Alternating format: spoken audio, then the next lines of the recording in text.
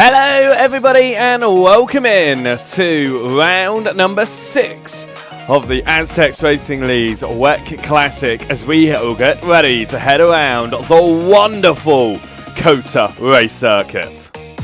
This is going to be an absolutely fantastic evening of racing, there's no doubt once more. It has been great racing all season long and it has been a mix-up in the championship as we've gone through as well, but we see one man on top in the LMP class heading into the final few races in this season. Of course, this is the third and final race in our triple header. We take a couple of weeks off after tonight before we head out once again in 3 weeks' time.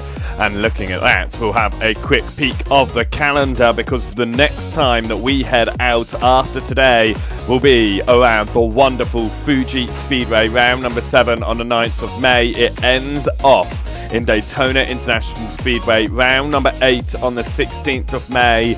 So make sure that you are joining us for that one. It is going to be a fantastic end to the season. Who is going to find their way to the top of each of their respective championships, and of course who is going to be able to find their way to the front of each of their classes here today. It has been a decent season for Shan Corbs in your LMP1 field. He'll be looking to try and take victory yet again here today.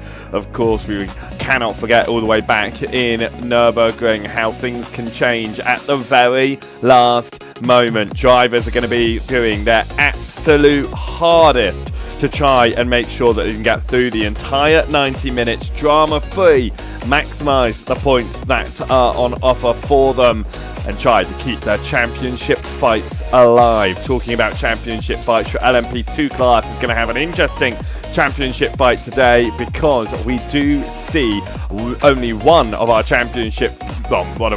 main championship contenders up there at the front. But we do see a couple of newcomers. We do see Ewan Stitchbury back behind the wheel as well in the LMP2 field. And in your GTE field, once again out there, we see Thomas Clausen, Andy Bootland, and Mauricio Marquez Ramos, the 3 drivers that have been here with us the last few weeks, are off and on for the drivers. Of course, there's only one driver of the 3 that has been here for all of the season, and that is Andy Bootland. And with that being said, it means that his championship standings is looking pretty lovely right about now. And with that being said as well, let's have a look at the GTE Championship standings. Oh, I would love to have a look at the GTE Championship standings, but for some reason it is only showing the drivers that are here, and that is an issue that I do not know what's wrong with that. Okay then, let's talk you through the championship order. I don't know why that's doing that. I've never had that before. Okay then, well then, unfortunately, it looks like I'm going to have to try and fix that whilst we're going on through the broadcast here, but championship standings, actually now that I look at it, I can't even give you the official championship standings into this one just yet because there are no official championship standings out there. I'm going to do my best for you guys to try and get the championship standings over to you, but I've got to do that while I was talking to you about the event coming up. So, we do have a fantastic event coming up in COTA again. Drivers are going through their qualifying session now in the background. So, they are getting their lap times on the board and are doing, I think I can see the issue straight away. I think I might have just been able to sort out this issue straight away here. Let's give this another go. Nope, okay. I thought it was a simple fix. It was not a simple fix, unfortunately. Oh, I see the issue.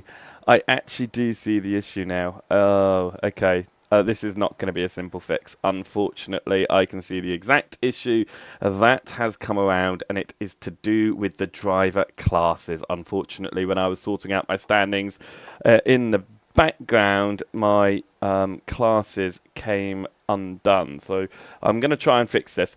We are going to head around then for qualifying. Drivers are out there at the moment trying to get their lap times in. However, they are going to be having to deal with the limited lap times. That doesn't really affect you too much in your GTE field, because GTE field and your LMP2 field, they can just get around there, put in their lap times. They might need to do a cool down lap on their tyres. However, the LMP1 field, the qualifying session really does limit them, because they are limited to trying to get the lap times in whilst having to do push laps and recovery laps, energy recovery laps, of course, in those LMP1 cars, because they do have to try and figure them out a little bit out there in trying to figure out when they are pushing hard. They've got to then get all the energy back again before they can push their car once again. So for the LMP1 cars, it's not a case of, hey, I've got 5 laps, I'm going to push 5 laps. It's a, hey, I've got 5 laps, I've got to push, I've got to recover, I've got to push, I've got to recover.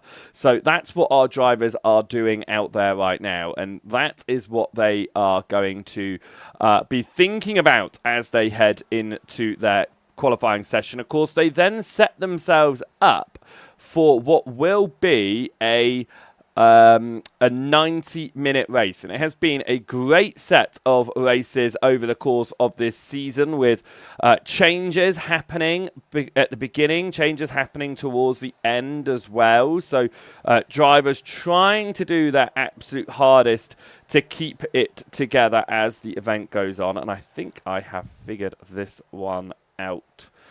Okay, let's give this a little bit of another test here and see if potentially this has worked. It might not have worked. I don't think it's worked. Right. Okay, we will try this again in just 1 moment's time. It is all about trying to get this stuff done. I had it all set up before the start of the broadcast. Unfortunately, we don't have any official results in the championship stood at the moment, which means all of the championship results that I have right now are all the unofficial championship results that I've had to put together, and in doing so I've accidentally deleted a very important section of code, which has now impacted me quite a lot with what I was doing. And I cannot figure out this last one. That's why. Let's just get rid of that one. And, okay, let's see if we've got this fixed now, because sometimes this does occur. And like I said, we don't have the official championship standings, so I cannot just use the official championship standings this week. We're going to have to try and get this to work. Can we get this to work? Yes, we certainly can. A little bit of fiddling in the background. I apologise for that, but we have got it to work. So we can have a look at our championship standings, and it is Andy Bootland. As I mentioned earlier, Bootland is the driver that has been here since the, over the course of the last few weeks. He's constantly turned up, constantly put points on the board, and it means he has right now a 71-point advantage over Mauricio Marquez Ramos. Marquez Ramos is here today as well. He's third. The other driver here today is Thomas Clausen. That third in qualifying, I mean. Second in this session. Thomas Clausen is the other driver here today as well. He's currently 5th in the championship with the points today. He should be able to get himself past Isaac Fairweather into 4th position in the championship at a very minimum. He could find himself past Philip Beresville as well into 3rd position at the end of this one. The rest of your top 10 on showing there. Let's jump across your LMP2 field, because this is the interesting one. Charlie Devlin, Luca Gray setting out of the last one. Unofficial standings. It is 200 points apiece. These are unofficial race standings, of course, out of the 5th round of asking. Therefore, going at the end of this one, once again, there will be provisional standings at the end of today. Luca Gray, however, unable to race today due to real-world commitments. What that means is that Charlie Devlin is going to have a massive opportunity to open that door right now, but Ryan Stringer is going to do his absolute best, I'm sure, to help out in 3rd position to move his way in towards the front of this one, if possible, as well. With Charlie Devlin at the front of this right now is going to be very, very helpful for him. So we'll see what happens with the Scorpio Esports drivers if Ryan Stringer can move his way into 2nd position and make it a Scorpio Esports 1-2. We'll have to wait and find out. At the moment, Lucas Chatterton has moved his way up into 4th in the championship. Can he find his way any further up? I mean, he's only 30 points behind Ryan Stringer. If Stringer has a bad race today, he certainly could find his way past. So let's find out what happens in your LMP2 field as the evening progresses. And as I said earlier, Jean Corbs is having a pretty decent season. And with that being said, he is sitting with a few points over Julian Metzner right now, although those points don't fully make sense to me. As I believe, are they mostly multiples of 5s? Oh, not when they get lower, are they? Okay, right then. That is our provisional standings in your LMP1 field at the moment, with Jean Corbs with 195 points, Julian Metzner 187 ahead of Justin Stunek, and of course those drivers all looking to try and find more time. No Julian Metzner here today, though. So Jean Corbs is up the front, will look to improve his gap. Justin Stunek will look to find his way through. I mean, Tony Dibden's here as well, will be looking to try and find his way up that order. Quinton Verdonk back out again today, as he's fallen down the order after not being able to take part in every race this season. Natsuga Sovne sitting in 6th position in the championship. She's pretty quick in this qualifying session that is coming to a close in the background. Only a point clear of Dominic Gallo out of the last one. Gallo out there as well, but no lap times on the board for Justin Stanek, Jean Corbs or Charlie Devlin. Devlin has been out there, but has been unable to put in a valid lap time. Stanek and Corbs have not, it looked like they have not even left the pit lane in this qualifying session. We shall have to find out how it all goes about in this one, as drivers looking over the event and seeing what is going to occur at the end of this qualifying session. With that being said, then let's have a little bit of a look at our order in this qualifying session right now, as Charlie Devlin moves into 2nd position as we go on to our live pictures here. And he just finished his last lap time. But yeah, strange. No Justin Sneck or Jean Corbs putting in lap times here.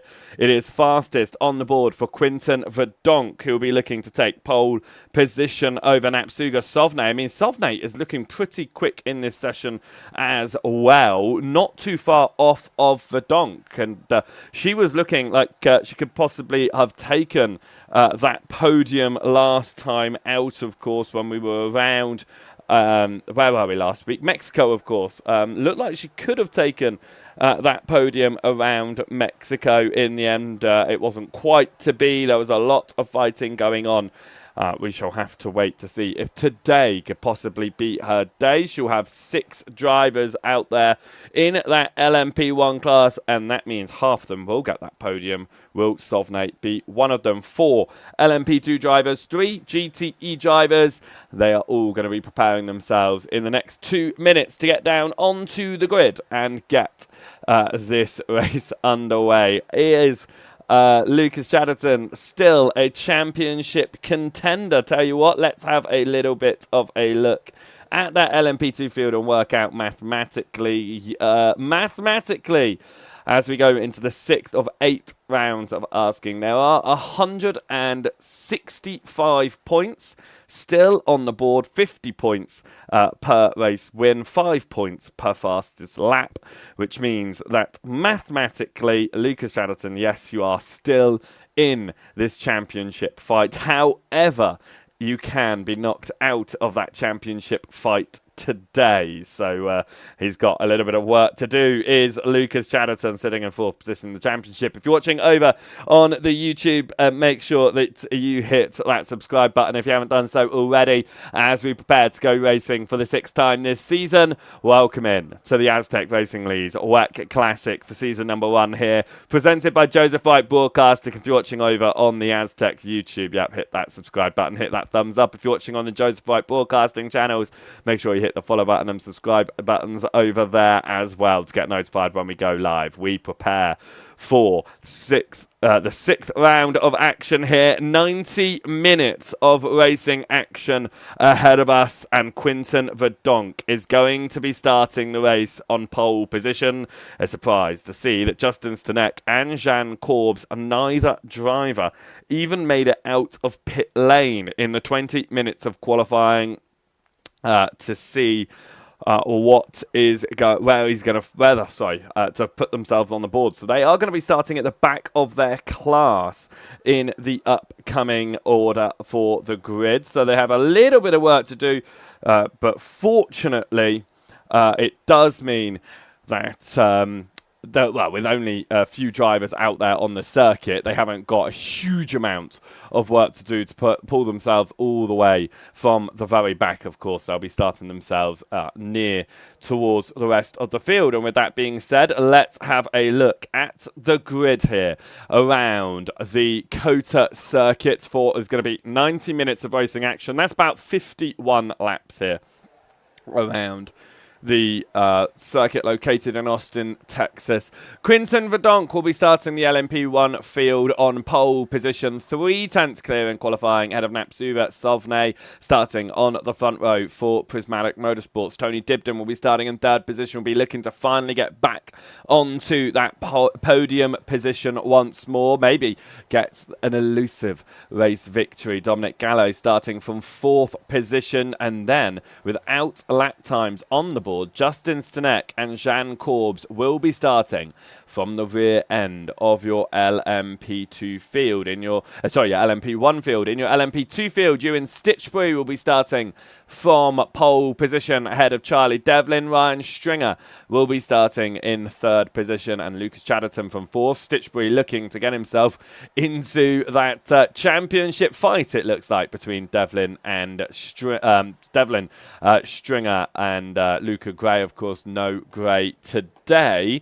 Then we have our GTE field, and it's going to be Andy Bootland starting that one from pole position. Will be looking to go for 3 in a row in the GTE field and to continue extending what is now looking like a very dominant lead in the championship. I mean, technically, if Clausen or Marcos Ramos were to be pointless today, if they finished before, they crashed out or retired from the race before they reached 75% race distance and took 0 points on the board, I believe that Bootland could mathematically win the championship today, but he would need both of those drivers to DNF from this one. Clausen will be starting on second position, and Mauricio Marquez Ramos will be starting from third. But of course, what we did see from Marcos Ramos and from Clausen, no matter how far they fell back, they still took the checkered flag at the end, because for those drivers, any point really is important in the championship. And that's exactly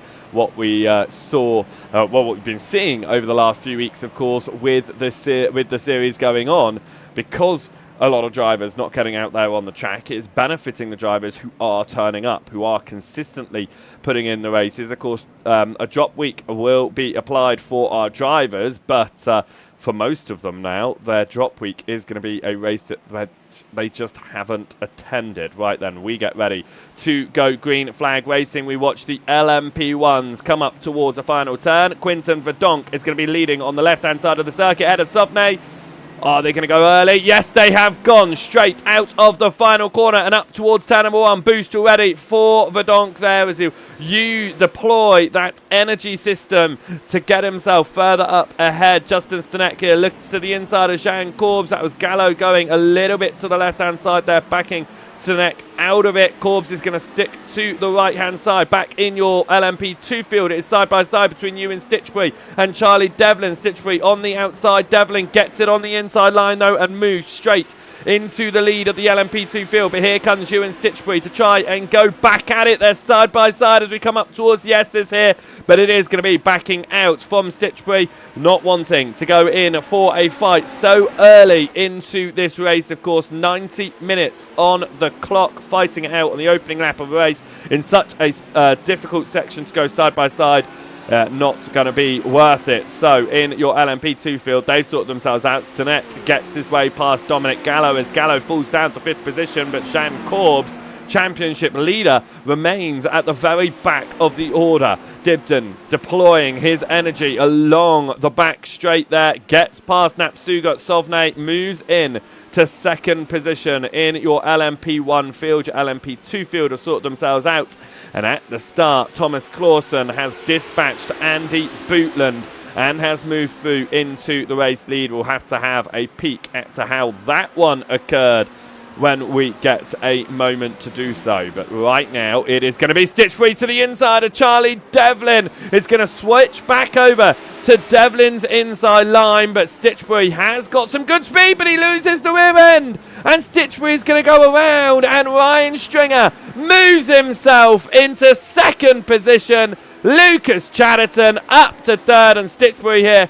just gets himself facing the right way before the GTEs come through. But for Charlie Devlin, it's a moment to breathe. For Ryan Stringer, he gets into second alongside his teammates. And then for Ewan Stitch Free, he falls down to fourth. That does mean Lucas Chatterton moves into third position and has kept it really close to Ryan Stringer on the opening lap of Asking here. Didn't get the best of laps in qualifying. We'll be trying to keep a little bit of pace here around what is a challenging circuit, a circuit that has been built to replicate the famous corners of other circuits out there. We'll talk more about that later. But Napsuga Sovne now gets onto the back straight. This is where Dibden made his way past Sovne last lap. Can Sovne make her way past Dibden this lap? She closes in, but it won't be enough to try and make the move in the early stages of this race as we go around on the second lap of Asking. But here we go. She switches across to the inside line. This is exactly what we saw between Devlin and Stitch Free. Will Sovne be able to keep the car facing the right way? She does. She has to stay behind once more in third position. Dibden holds on to second position for the time being and gets around the circuit ahead of Sovne and in for what would be a season best result if he is able to get into second position and, well, stay in second position all the way for the next hour and 26 minutes. Verdonk, after getting pole position, has pulled away from this fight for second.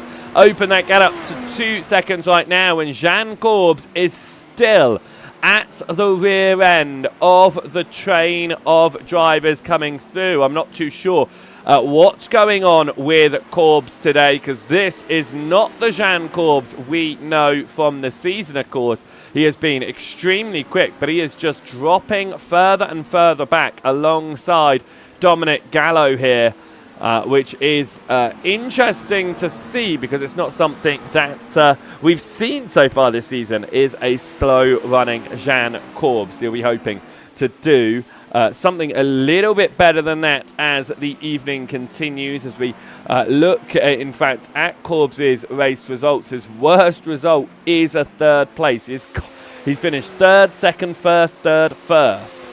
I mean, it's always been a podium for Jean Corbs. Will it be a podium again today or not? Well, he's got his way past Dominic Gallo along the back straight. Can he keep himself ahead of the number 39 machine? He does.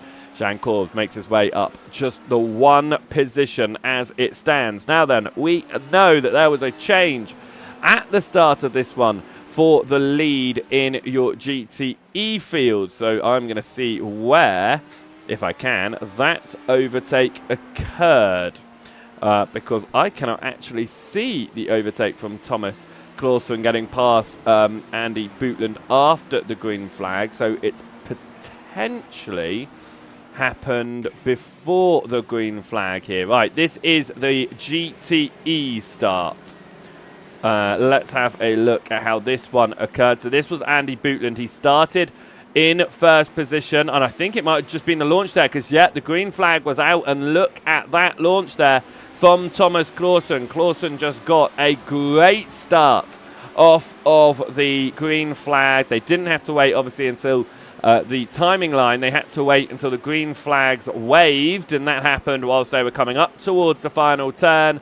And what that means is that Andy Bootland has dropped down into second position. Thomas Clausen leads the way. Ewan Stitch Free looking to now move back up the order. Stitch Free in fourth position, looking to dispatch Lucas Chatterton and hunt back towards Stringer and Devlin at the front of this field. Chatterton moves to the right-hand side as we come up towards turn number one. He is going to go defensive here on Ewan Stitchbury. Bumps over the curbing, pushes it out wide, and Stitchbury here is going to be stuck behind for the time being. We ride on board. He swings it to the right-hand side now. A little bit stuck behind. Is he going to be? That is going to be Chatterton off the circuit. Chatterton tried to keep it ahead of Ewan Stitchbury, but couldn't quite make his defence work there. Getting the curbing a little bit too much, throwing himself off the circuit.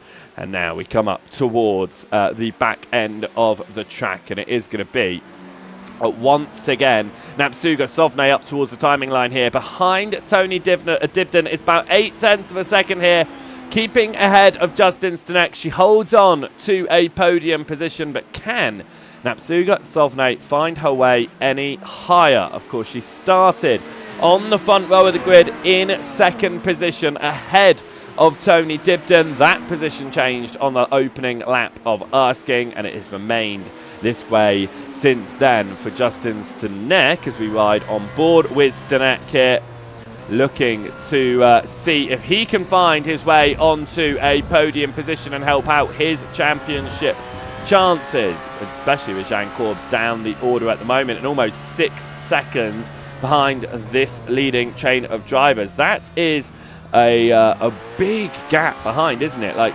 for Jean Corbs to be sat 5.6 seconds, 5.8 seconds. It is, measuring about 6 seconds around this circuit, from the driver that has taken fastest lap, taken race victories throughout the season, to see him so slow around here at the moment is strange. Hopefully, we'll see Jean Corbs pick up a bit of pace. We ride on board with Justin Stanek. Ahead is Napsuga Sovne, seeing if she can just keep herself together here as we come through at the end of the lap. It's a little bit of a side from Stanek there as we come up into the final sector of the lap. Now, if Stanek deploys his battery and his extra power strategically here, he could find his way to the inside up towards turn number 1. Sovne will be looking at using that little bit of extra power as defense here.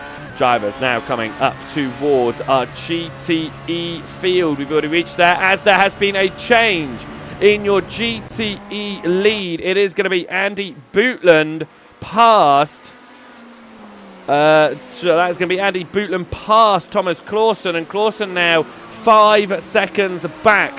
Something has happened at turn number 1 to Thomas Clausen here. What has happened into turn number 1? It's deep from Clausen. A lock-up spins it. Bootland just keeps it tight enough to avoid any contact there. Thomas Clausen gets the car spun back around, down now and behind Andy Bootland, and that will be a shame for Clausen, who had such a good launch, was opening that gap up towards the front. Unfortunately, now it has closed down. Justin Stanek remains ahead of Jean Corbs and by about 5.6 seconds still, and now getting right onto the end of Napsuga Sovne. Will be looking to see if he can make his way up into that podium position in the early stages of this race. With 10 minutes in, they've still got 80 minutes to go as we come through sector number 2 and up towards the final sector here. This is obviously where we saw Ewan Stitchbury spin on the opening lap of asking. He's about 2 seconds behind Ryan Strunger and still trying to pull his way in to the LMP2 battle towards the front. But that being said, Ryan Strunger himself is 3 seconds off of Charlie Devlin right now, and as it looks like Mauricio Marquez Ramos has had an issue out there on the circuit in your GTE field, and it is a loss of the rear end up at turn number 1 as well. And that turn catching your drivers out a fair bit. No, that wasn't actually turn number 1. That was all the way to the back straight, I should say. Mauricio Ramos there moving out of the way and letting teammate Dominic Gallo make his way through. And Gallo gets through the final corner. Stanek now all over the rear of Sovne, looking to try and make his way onto the podium position in this LMP1 field. Sovne, however, keeps it ahead at the moment as they come on towards the back straight. They have one more heavy braking zone, and is Stanek going to be able to recharge his battery just a little bit more here and use it to get past Sovnay? Slightly different lines on entering that corner there. It did look a little bit smoother for Sovnay ahead, but Stanek's gap is closing. It's closing. That boost is being used by Justin Stanek. Gets alongside here, but now has to back out of the boost a little bit. Sovnay trying to keep it on the wider line there in towards the braking zone. She comes back into attack on the wider line, trying to get Stanek to run the tighter line through the corners and keep him running a little bit off kilter here. It could set Sovnay up for a chance through the exit, but no.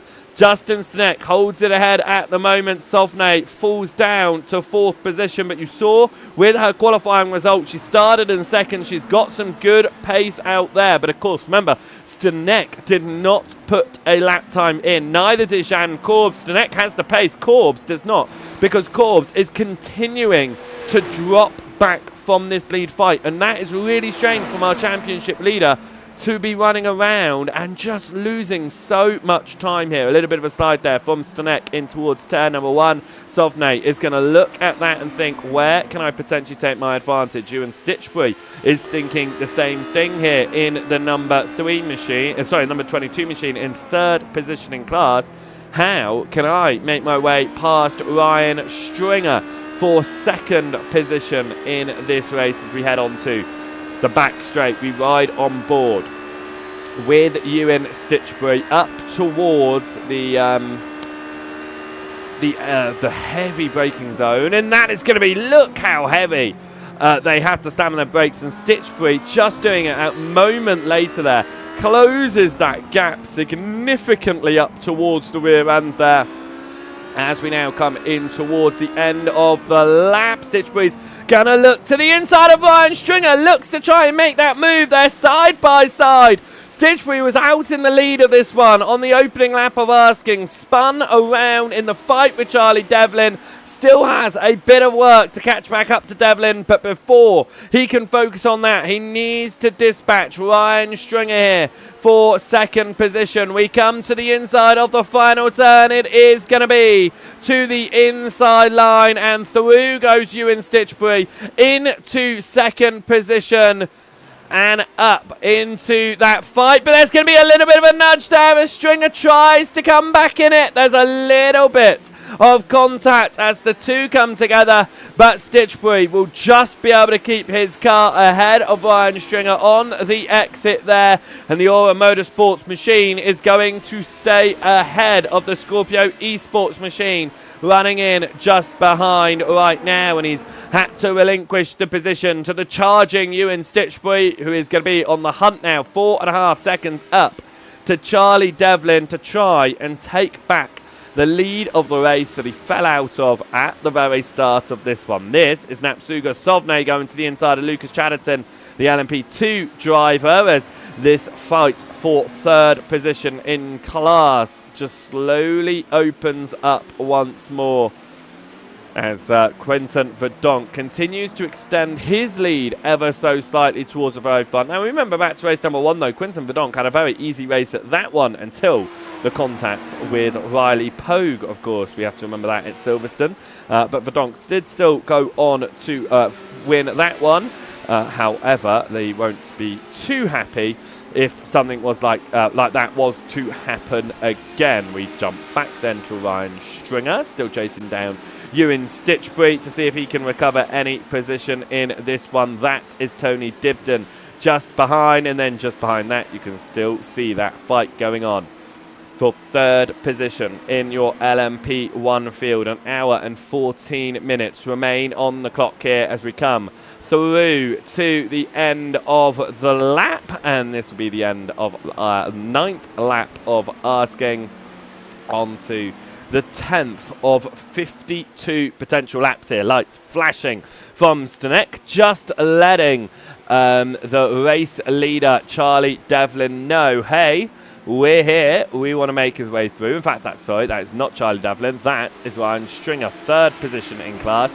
I thought it was Devlin because there was no car in front of him. However, that's because Ewan Stitchbury has already gained a 2-second advantage over Ryan Stringer in this part of the race. Now, Sovne trying to utilise the LMP2s to her advantage. She has closed back up towards Justin Stanek here and is once again all over the rear end of the number 5 machine. However, Stanek there just using a little bit of extra battery power, pulling away, and once again you can see when the car uses the battery compared to when they don't, because that extra boost, you can see it. And Sovne here using it along the back straight to keep herself up with Justin Stanek. And now we'll get on towards the braking cone, all over the rear end of the number 5 machine. Gets very, very close to the rear end, in fact, and she is going to go for the move to the inside. Natsuga Sovne looking to move back into 3rd position, and she gets it as she moves to the inside of Charlie Devlin. A knock there with the leader in your LMP2 field. That's a little bit of damage now on Charlie Devlin. Devlin at Mexico had to deal with damage through most of that race. And now Devlin has picked up damage after a little bit of contact there with Sovne as she made her way through for 3rd position in class. This is the contact that happened between the two of them. Just a little bit of a nudge, and now there has been a change of position once more, as well as we went back onto the main straight here. Just again, the use of the battery power, the use of deploying that energy at the right time. Justin Stanek zoomed his way past Natsuga Sovne. He finds himself back in 3rd. Sovne finds herself back down to 4th position, as it was a bit of a shame for Devlin to pick up some more damage. However, he is not looking like he's picked up significant damage. That gap, though, to Stitchbury has closed by a second since Stitchbury made his way past Ryan Stringer. And on the last lap of asking, that entire second was where it was found. Of course, Devlin having to run off the circuit after the contact with the LMP1, which means that we'll see a more representative lap time this time around to see how quickly or slowly Stitchbury is catching up towards Devlin in this race. Mauricio Marquez Ramos continues to have a few issues in his GTE machine. However, still running out there at the moment in 3rd position. And again, as long as he finishes within 75%, I believe it's 75%, of your class leader, and complete 75% laps of the class leader, you will take points in this one, which will mean a lot in your GTE championship, because in your GTE championship, this is without bonus points as it stands. You can see Mauricio Marquez Ramos with the 40 points will be keeping himself well clear of Thomas Clausen, and Clausen will be getting past Beresville and Fairweather, as they've not attended a number of races now, and it is just Bootland, Marquez Ramos and Clausen that we'll be seeing going towards the end of this one. As it stands, Andy Bootland will not take the championship in this one, but he will have a massive advantage in order to take the championship into the 7th round of Ask, and he could take it next time out when we go racing again in 3 weeks' time.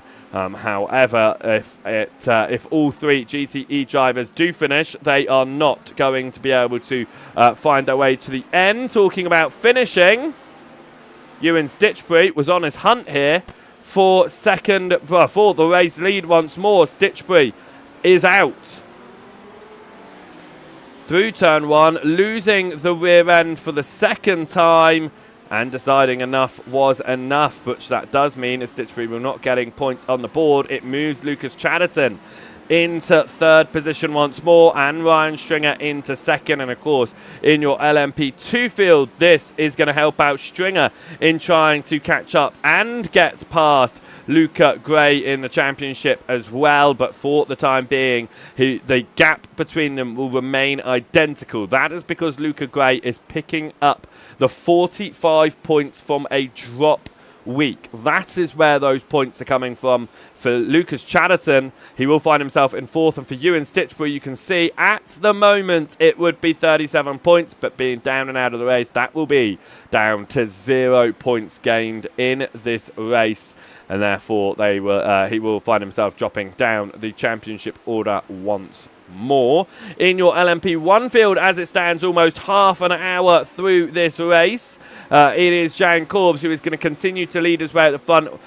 Those 40 points are not coming from today's race because Corbs is sitting down in 5th position. It is not a great result for Corbs today. This is going to become Corbs' drop week, and those 40 points are going to come from Jan Corbs' previous attempt out there, as it looks like Tony Dibden has had some issues because this gap between himself, Stanek and Sovnay has significantly decreased here, and it is now a 3-car fight for 2nd position in class here as Verdonk leads the way. Tony Dibden in 2nd ahead of Justin Stanek. Napsuga Sovnay runs around in 4th position as we come through the middle end of the circuit here, but for the time being they do sit in single file. Is Dibden going to be able to keep himself ahead?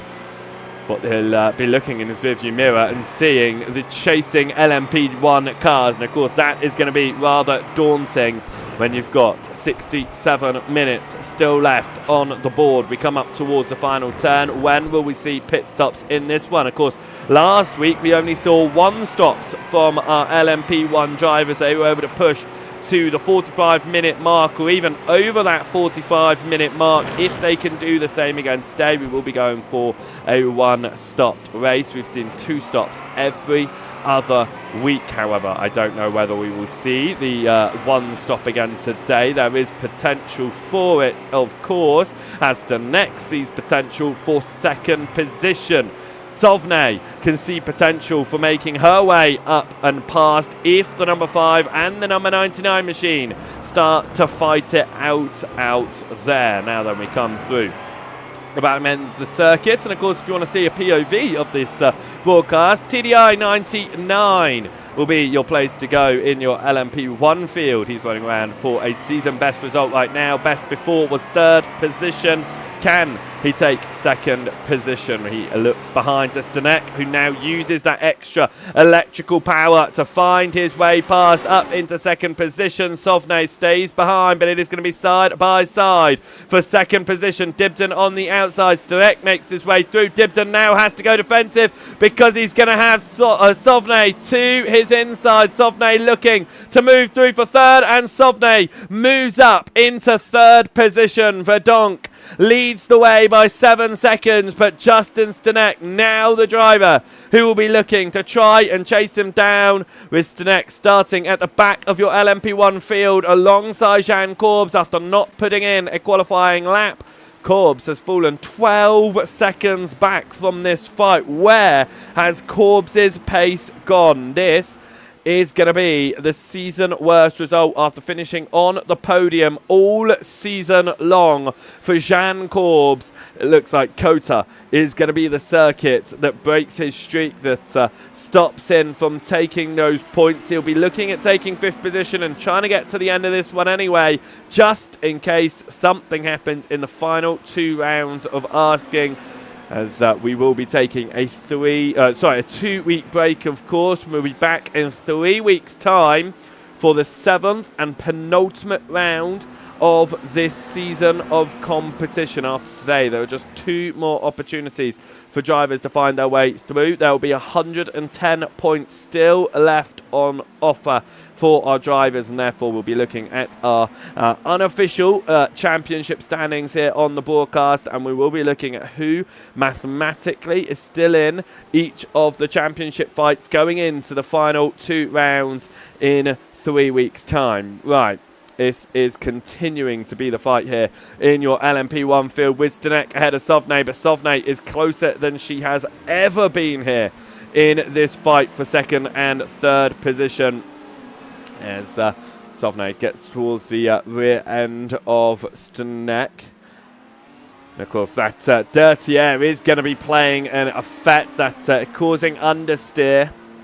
Fortunately for these LMP1 drivers, they don't have to worry about too much traffic out there. They've only got 7 non-class cars to contend with. 4 LMP2s, 3 GTEs, and even more fortunately for them, one of them is down and out. Ewan Stitchbury out early doors in this race. What that does mean is that they're not going to have to worry too much about those slower cars. However, where they catch the remaining cars is going to be important for the most part right now. We have seen them catch them on the straights and into the heavy braking zones that they've been able to go towards the inside. If you were to catch a GTE car through these S's, for example, you're going to have to give up a lot of time to navigate them carefully or even wait behind them.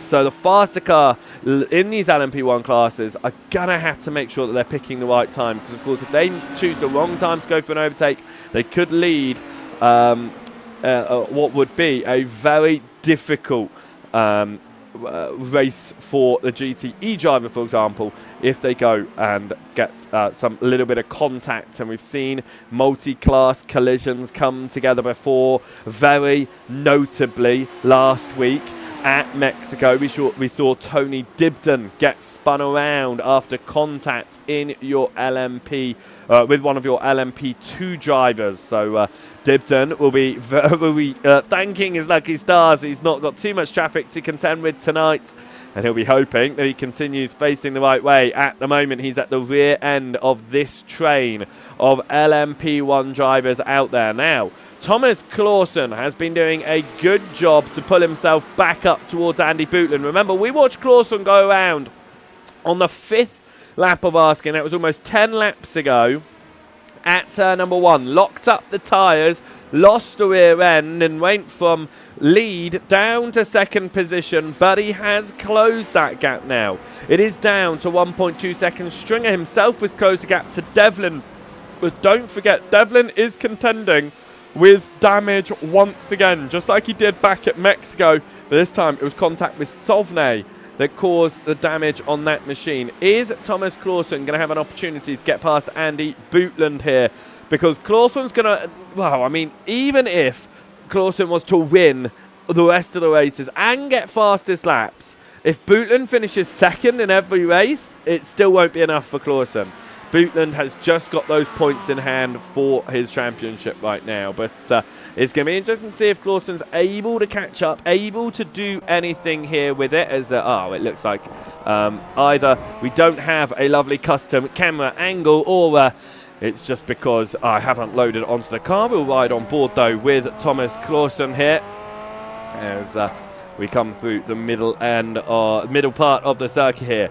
Half an hour down, 1 hour to go. We have said goodbye to just one driver out there, and that is, of course, Ewan Stitchbury in your LMP2 field. The rest of your drivers are still out there and running. We've had a couple of spins, a few moments with cars coming, colliding. Well, I say colliding, scraping as they made overtakes and their way past. But for the most part right now, it has been relatively clean. We ride on board with Tony Dibden, who's sitting around in 4th position, chasing down Napsuga Sauvigny, and Justin Stanek sitting 3rd and 2nd.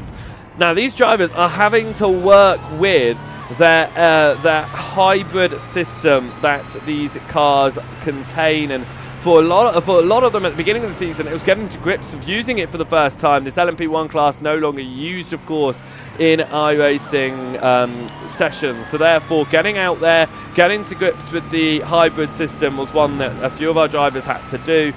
And it's all about trying to recharge that battery. Look at Sauvigny there, going around the outside of Lucas Chatterton, just about avoided contact.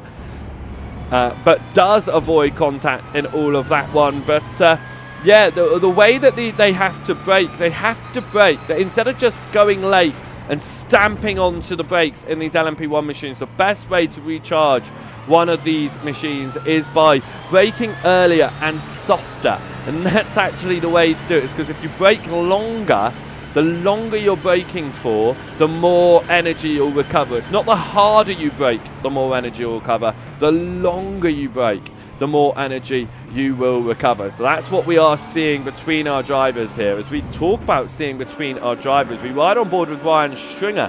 He's got to the rear end of Charlie Devlin at the front end of your LMP2 field. Now, Devlin is leading the championship. Stringer is down in third position right now in the championship. Will be on the hunt to get past Luca Gray. Gray taking a drop week this week, will be recovering 45 points. That's just telling you, isn't it, just how strong Gray's season has been, that his recovery from the one event that he's not here is 45 points. Mental stuff. Right, coming through turn number 1 here for Ryan Stringer up towards the S's section, and this gap of 0.6 of a second, it's interesting. You can see that Devlin is struggling there. Like Mexico, he's got that front end damage and he is having to contend with that, and it just means Stringer's a bit faster out there. Through goes Quinton Verdonk to the inside, and looks to the inside of Devlin there. That's got to be frustrating when you're the faster class, but it's also got to be frustrating when you are the slower class. You don't expect to see a driver make those dives, and you can see there from what Devlin's doing, that's the second time he's been hit this race now by an LMP1 car. He won't be impressed with that one, but he did push it out wide, so you could argue he could have kept it a little bit further to the left there. It was clear that Verdonk was going to go to the right-hand side on the exit of that corner. But is this going to be an overtake from Ryan Stringer? Is it going to be Devlin backing out? No.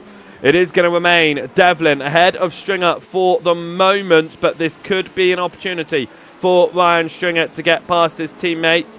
Of course, for Devlin, it'll be about trying to maximise his points over Luca Gray. For Ryan Stringer, it'll be trying to close his gap up to the championship contender and see if maybe perhaps the two Scorpio Esports drivers will find themselves at the front of this one. That was making his way through Justin Stanek.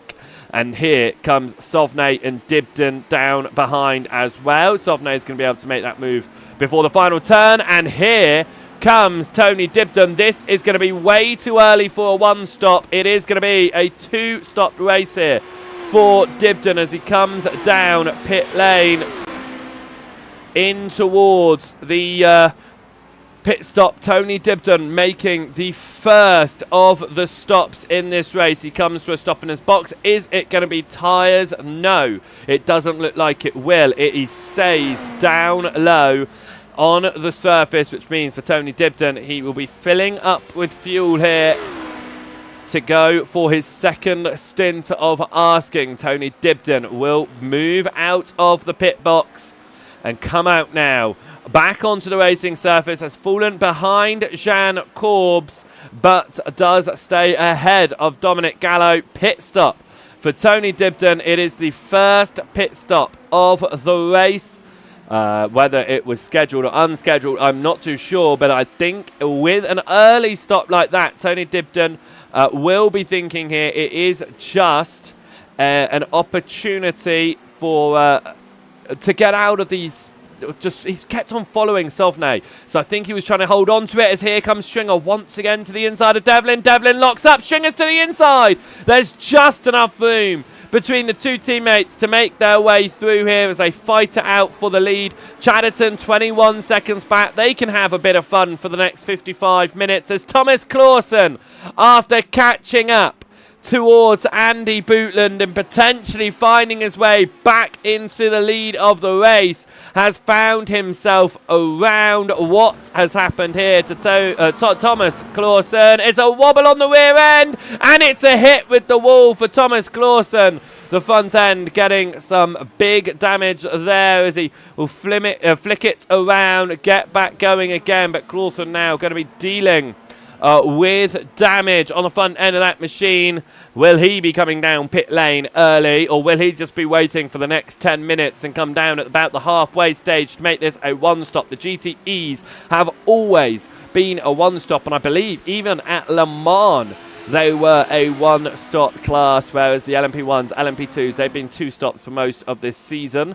Although the LMP2s do get away with a 1-stop more often than the LMP1s. Of course, Mexico being the only time this season that the LMP1s have managed to do a race with a 1-stop. Devlin caught that curbing, that sausage curb, very, very heavily there. We ride on board with Ryan Stringer looking up at Charlie Devlin. Remember, Devlin has that damage after contact with Sovnay. When Sovnay was trying to make her way through in the midst of the fight with Stanek and Korb. Stringer has closed down what was a 4-second disadvantage with that. They get overtaken there by Jan Korbs onto the back straight. And will Stringer look to try and make that move? Because he hasn't made any serious moves for the lead at the moment here. And I think that Stringers might just be taking it a little bit easy. But he goes, again, look, he could have made that move. He could have gone later on the brakes there, made that move up the inside, definitely would have had the overlap to fight it, but these are teammates, of course, and they're running first and second. They've almost guaranteed themselves a first and second here, as long as they don't get themselves involved in any instance. Don't panic that you can see Verdonk falling down the order on the left-hand side. He has now come down pit lane in this one and looking to move his way through up the order, as that was Devlin wobbling. It is going to be side by side between the two teammates, but Charlie Devlin keeps himself ahead through the end of the lap there, just for a moment. The two drivers swapped positions, and it was a bit of a moment for Charlie Devlin coming up towards the penultimate turn here. You can see he runs himself out wide. It opens up the door, and then Devlin just sticks it back towards the inside. And for the time being, that stayed that way. But then again, they've actually swapped themselves around again here as they get overtaken by Verdonk out of pit lane. Stringer now ahead of Charlie Devlin. Stringer, though, gets the sausage curb.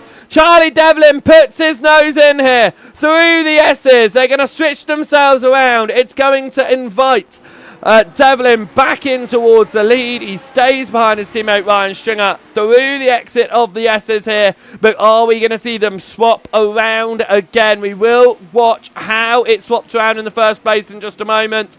Devlin goes to the inside of Stringer, gets a lock-up, and Stringer spins the car, running over the sausage curb there for the number 44 machine. That was Dibden having a bit of a weave, trying to avoid any further incident. But let's have a look at how they originally found themselves swapping around. This was the original swap around between the two drivers, as Dominic Gallo has now come down pit lane as well. That was where they originally swapped, and Devlin holding on to the lead. It then swapped around again as we came out of the final turn. That little bit of a slide there, as Stanek and Sovnay seem to have just swapped positions, but they are also both down pit lane, as that's how they swapped around with Devlin behind. And then, of course, we had the spin here for Ryan Stringer. It was a lock-up from Devlin. Stringer tried to do the up and under, caught a bit too much of the sausage, threw himself into the air, took himself around there. Right, we go back towards live pictures here, because Stanek, Sovnay have just found their way out of pit lane. And probably to the annoyance of Dibden, he has come back out on circuit, still behind Napsuga. Sovnay looking to try and get potentially an undercut, and this one has fallen further off of Stanek and is still behind Napsuga Sovnay in this race. So Dibden now is going to look to see if he can try and make his way back through, and up into fourth position.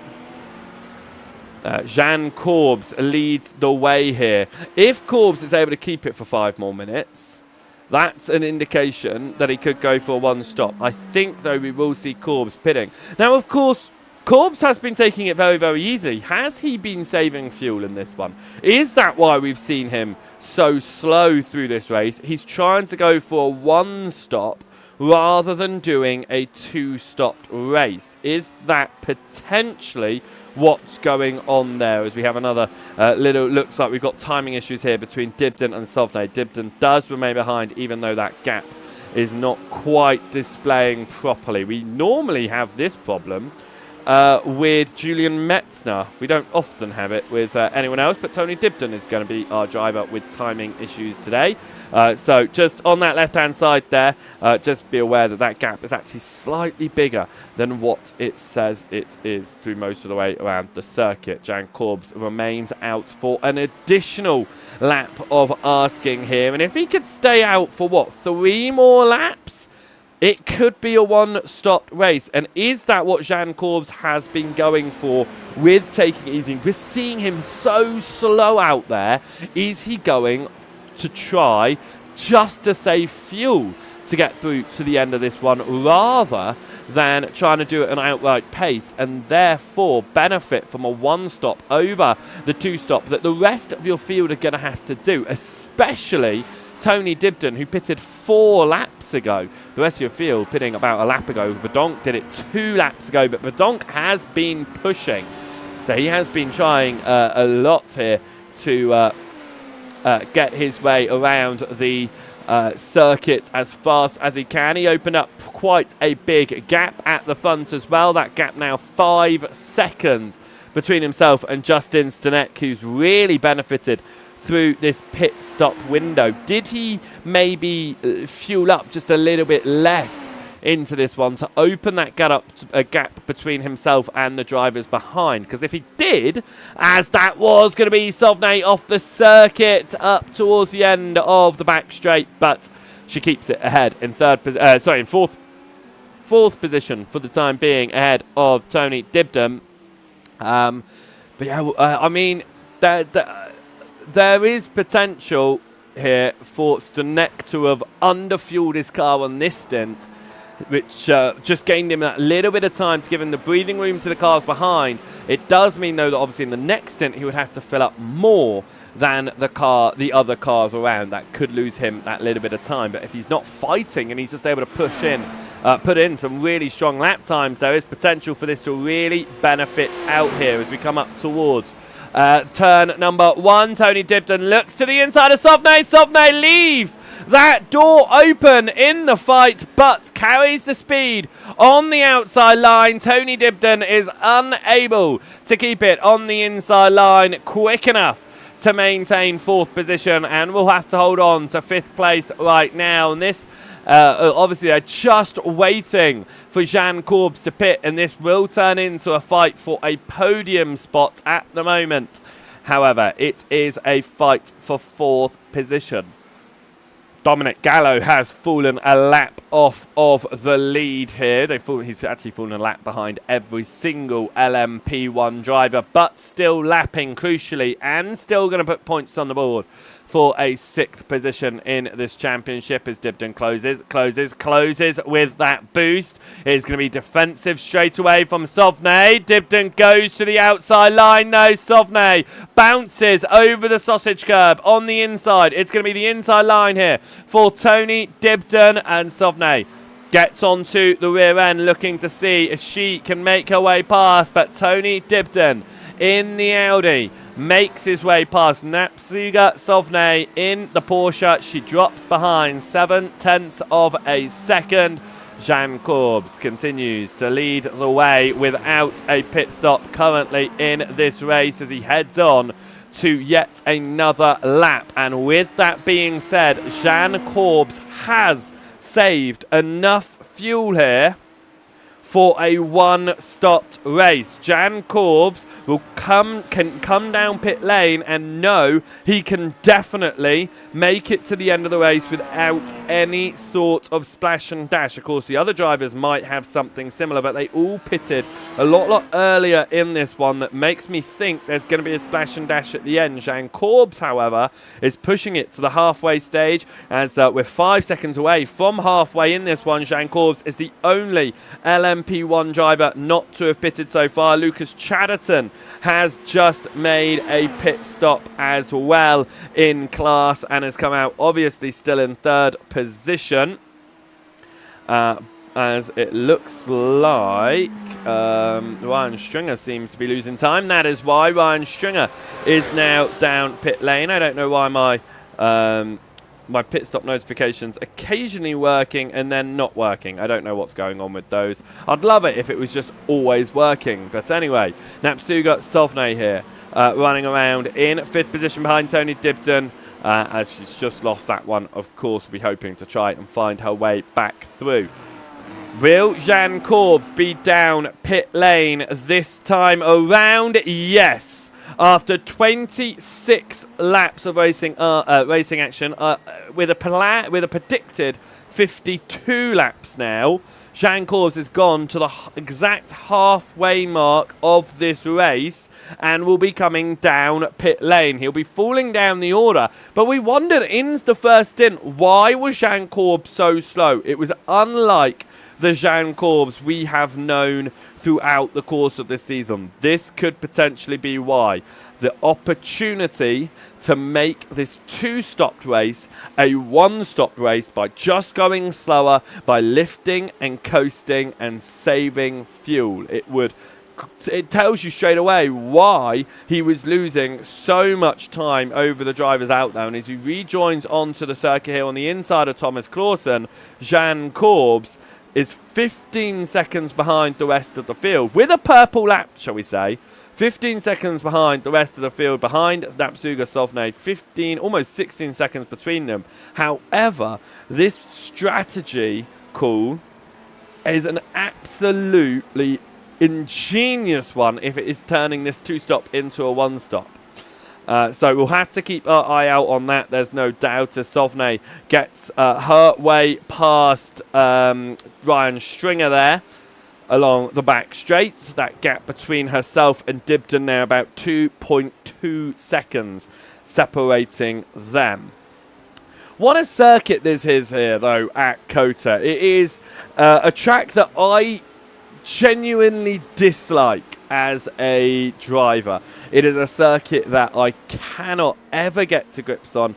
There are so many complex corners to really navigate and to get it working well, and that's because it's a circuit that when it was designed and built, it was designed to mimic other circuits, existing circuits out there. Of course, you've got the S's towards the start, mimicking your Maggots and Beckett's section of your circuit. You've got corners that mimic Suzuka. You've got corners that mimic so many famous locations around the world that you do have a massive workout in these cars to try and figure out how to get them around the circuit. And as a driver, for me, it's not one that I enjoy. However, as a spectator, I do think that the way that it combines some of the best parts of other racing circuits really does create it as a really good racing circuit, especially with some of those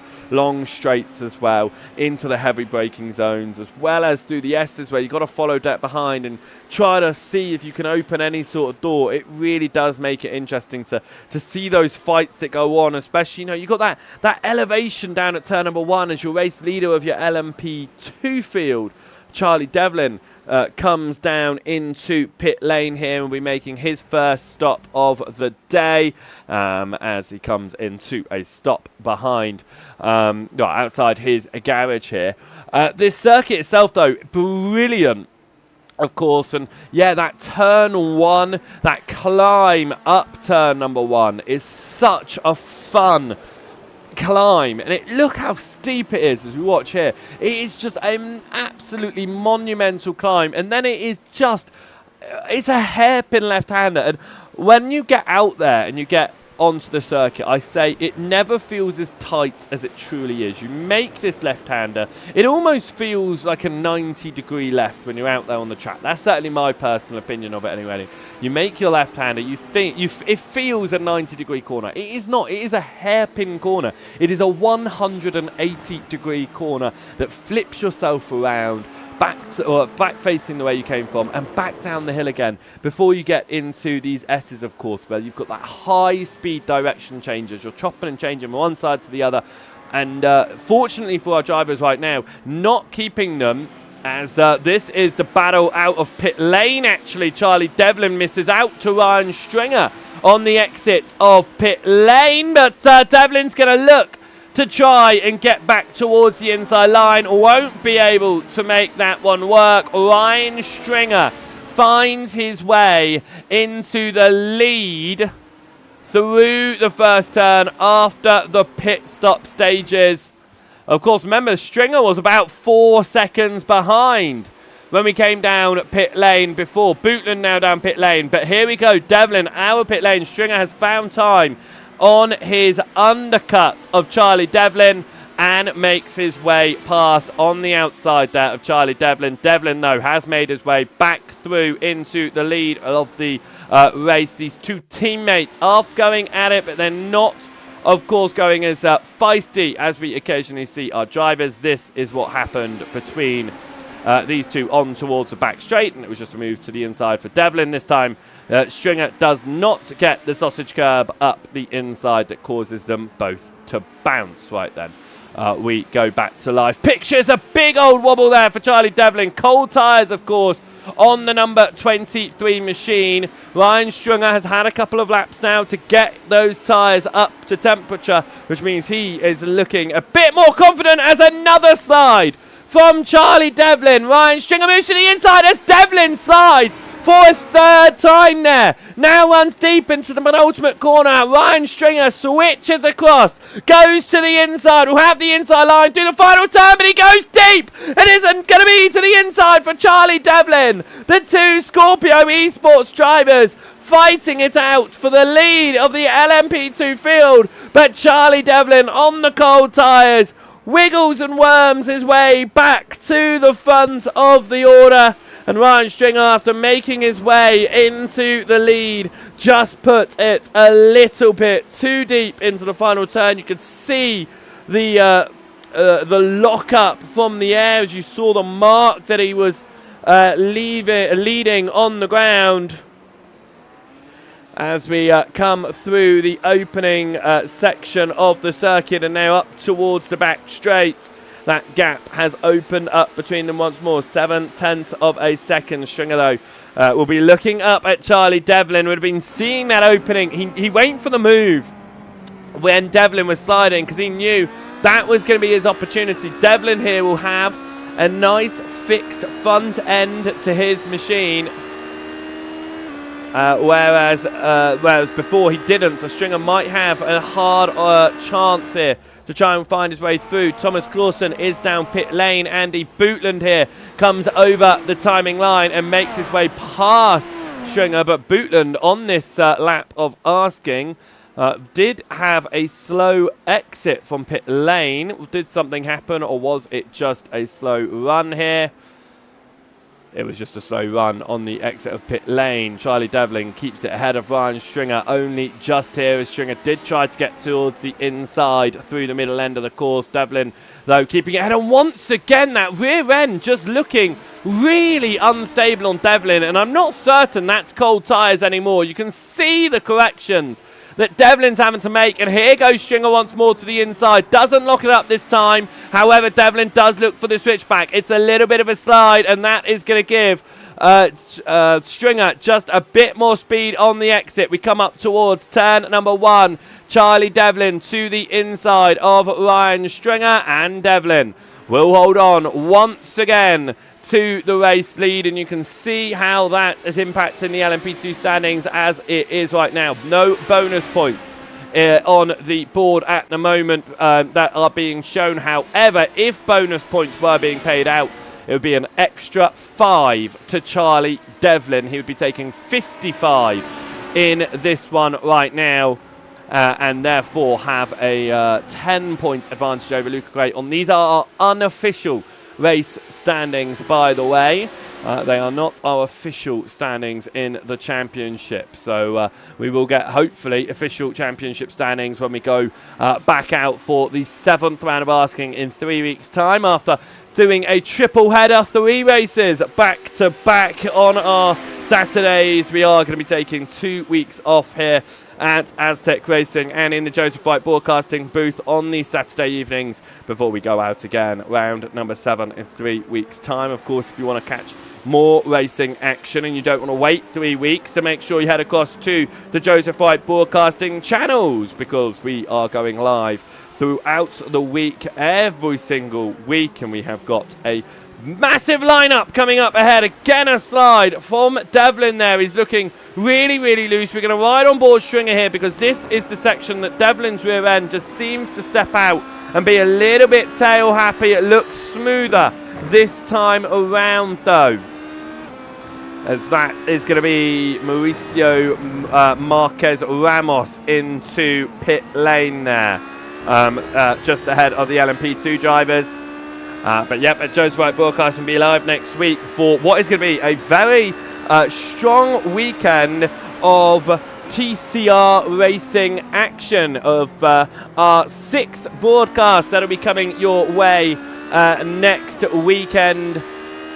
Sorry, your 5 broadcasts, I should say, the 5 broadcasts that will be coming your way next weekend. 4 of them are TCR racing action, so make sure that you are joining us for all of the touring cars that will be going on next week over on the Joseph Wright broadcasting channels, which you can find on Twitch and YouTube, Joseph Wright TV. Right then, we come out of the SS here and up towards the back straight. Ryan Stringer has dropped off a bit towards Charlie Devlin, and this is what Stringer was trying to avoid. It's why he's been trying to put his car ahead of Devlin throughout the fight after the pit stops. Now, talking of pit stops, your GTEs will be a 1-stop, that's for sure. Your LMP2s will be a 1-stop, that is for sure.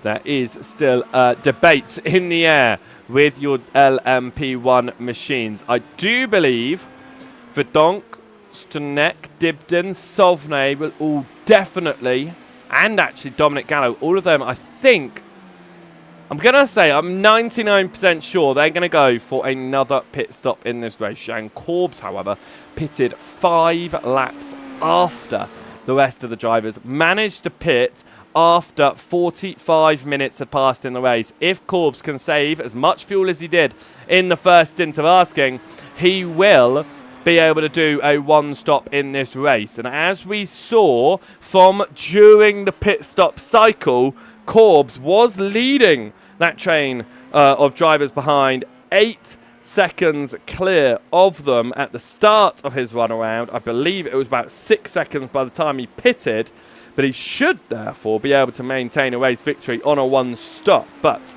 it's going to be interesting to see. It's a very different strategy. It's the man that's only led during the pit stop cycle so far. Will it happen again at the end? These LMP1 machines, what brilliant machines they are, though, out there in racing. I mean, it's a shame we don't see them anymore. There is no doubt about that. It's a car that has produced great racing in the past, of course, but due to the expensive cost of all of the development and the improvements and just maintaining the race cars. Of course, it just became too expensive for manufacturers to compete in, and it's a class that unfortunately died. Audi and Porsche, your 2 last classes to participate in the LMP1 field, of course, before it fell by the wayside. So a real shame indeed when they left, and obviously the class came to an end. Now, Dominic Gallo has pitted. This will take him to the end of the race. Remember, Dibden pitted just after the first half hour of the race. Dominic Gallo is now pitting just before the final half hour of the race. So I do believe that this will be Gallo's final pit stop. What's Dibden's choice going to be in this one? Because he pitted really early in the first stints here. Pitting, like I said, he pitted 3 laps earlier than any other driver. Is he going to be going for another early stop in this one, or for a later stop for Dominic Gallo? He is out of pit lane pretty quickly there. That was a very quick stint.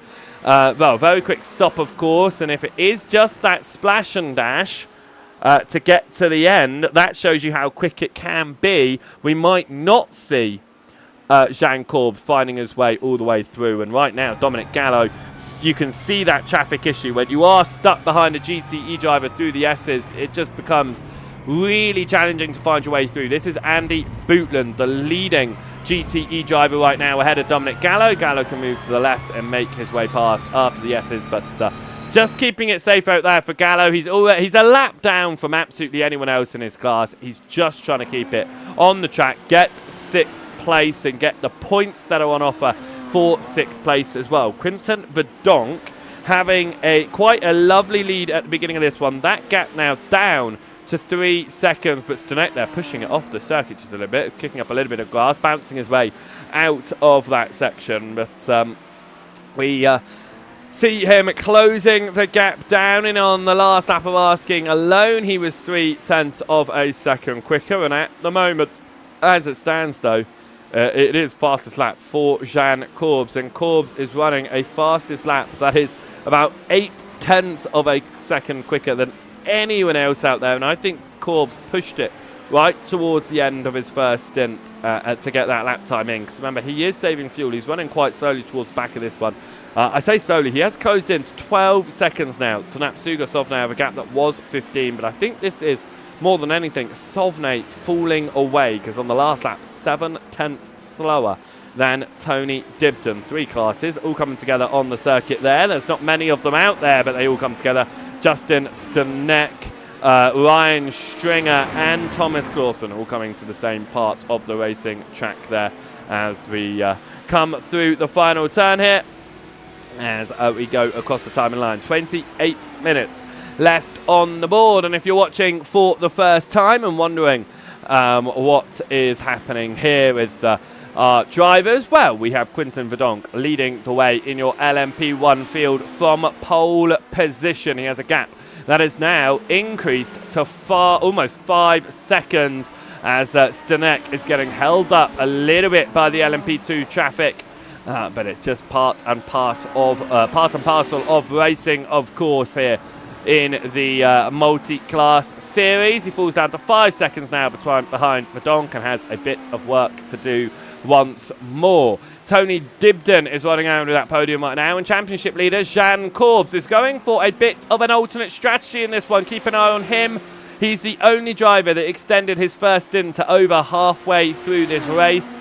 We do believe that all of our drivers are going to be on 2-stop strategies, apart from Jean Corbs, who could make this a 1-stop strategy to move through to the lead of the race. Dominic Gallo has already made his 2nd stop in the race. In your LMP2 field, all of our drivers have gained 1 position, with Ewan Stitchbury starting on pole. He went out early doors on only the 11th lap of asking. Your LMP2 drivers on the 32nd lap of asking. Now it is being led by championship leader Charlie Devlin and his teammate Ryan Stringer behind. They were fighting out throughout the end of the first stint and the beginning of the second stint, with Devlin's damage and then cold tyres, but Devlin now pulling himself back away from Ryan Stringer. Lucas Chatterton maintaining what I would say is quite a good gap in terms of Lucas Chatterton's lap times. He's not had the fastest of seasons, as he's getting to grips still with these HPD machines and just continuing to find more and more pace. And I would say that actually the pace that he's showing today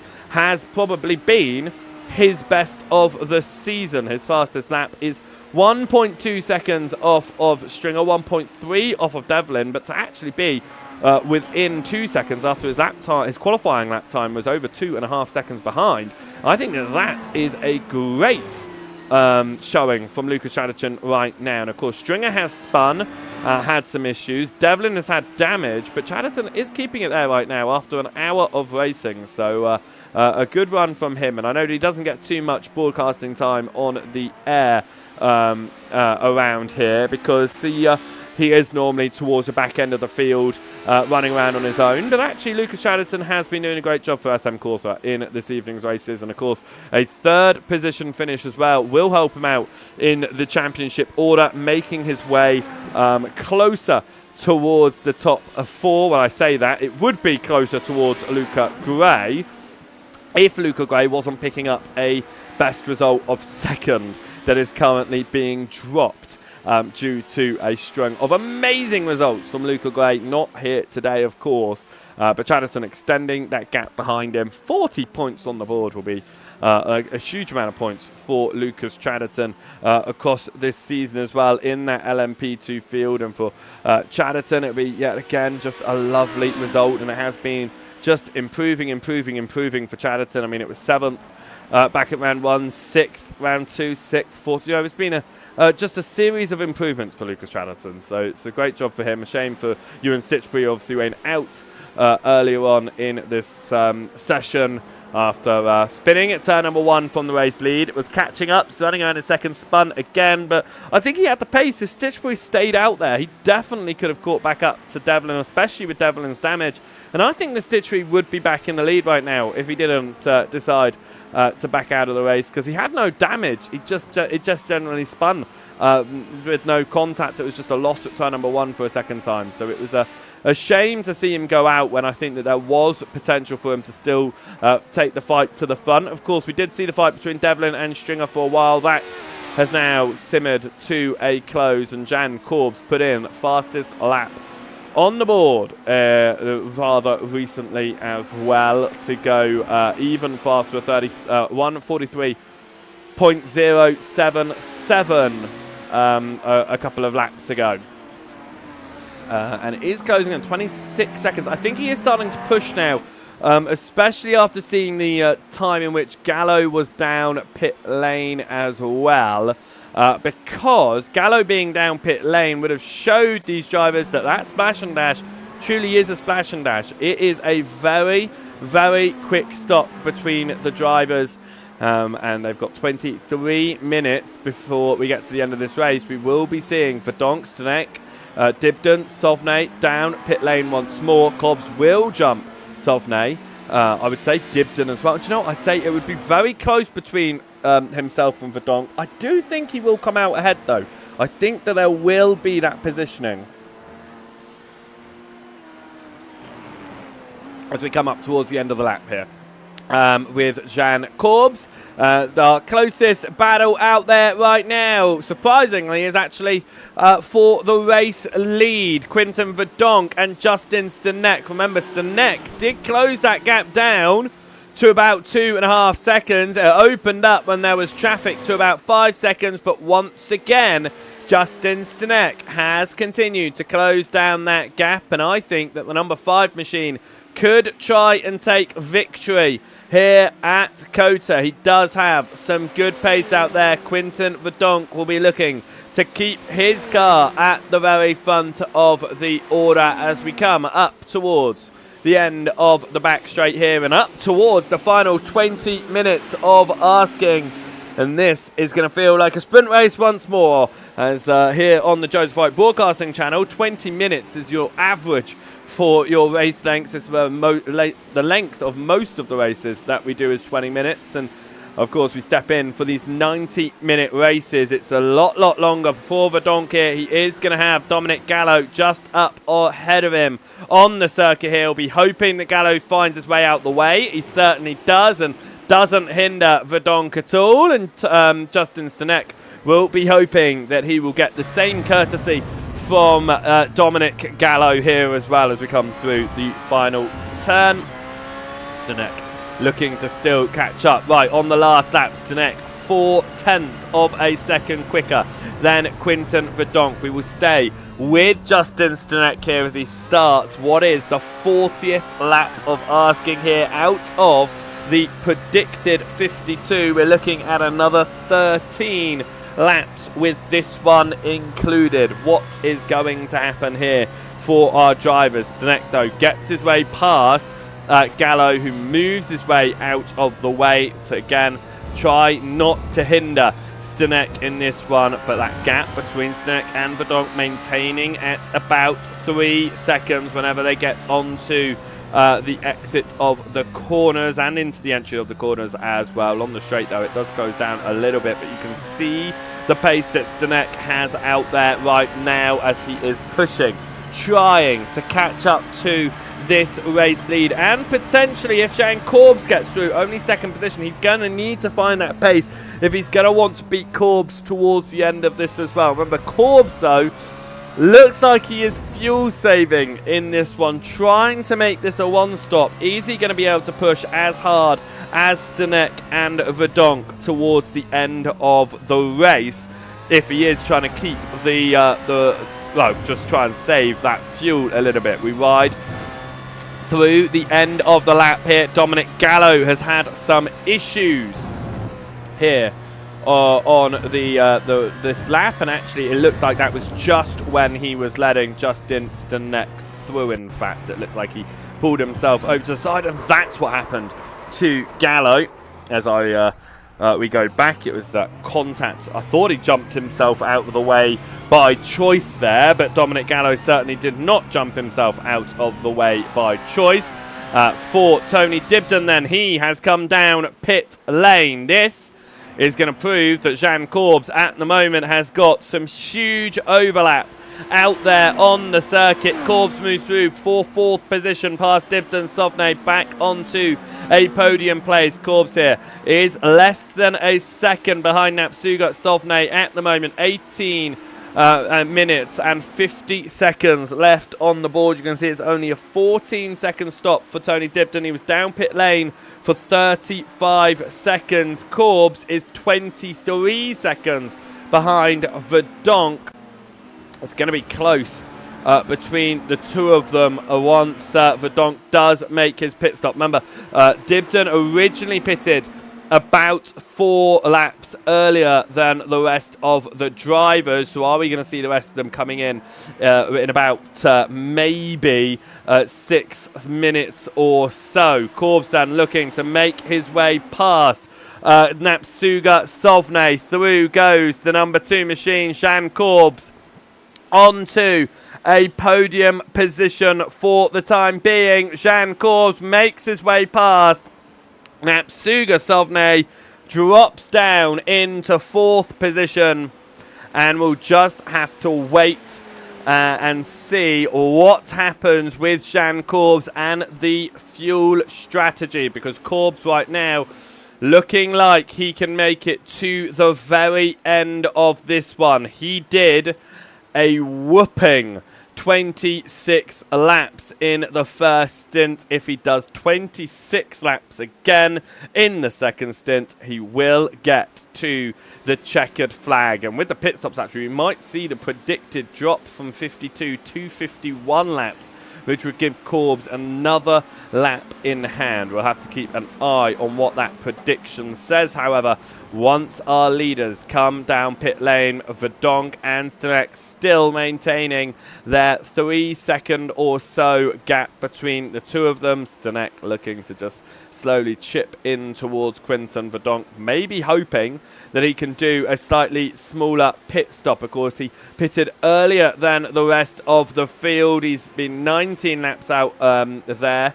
A bit later, I should say, doing 19 laps. Verdonk did 20, but remember, we still don't know whether he underfueled on that first stint, because he gained a massive amount of time down pit lane, so I don't know if he underfueled during that first stint. And it looks like Gallo has done another. That is, I promise you, that is lap 40. We watched lap 38. That was lap 38. Identical.